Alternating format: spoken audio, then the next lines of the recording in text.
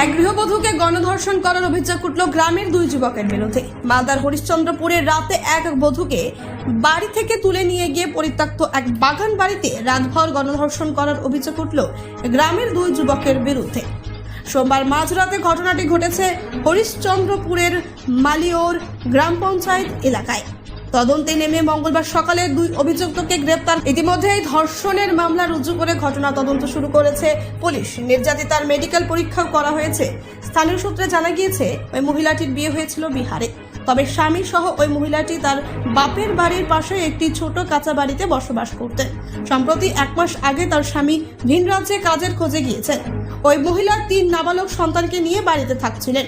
সোমবার গভীর রাতে ওই দুই যুবক ফোন করে মহিলাকে জানায় তার একটি গরু ও একটি ছাগল গোয়াল থেকে ছুটে গিয়েছে, বাইরের জমিতে ঘোরাঘুরি করছে। তখন ওই মহিলা ঘরের বাইরে বের হতেই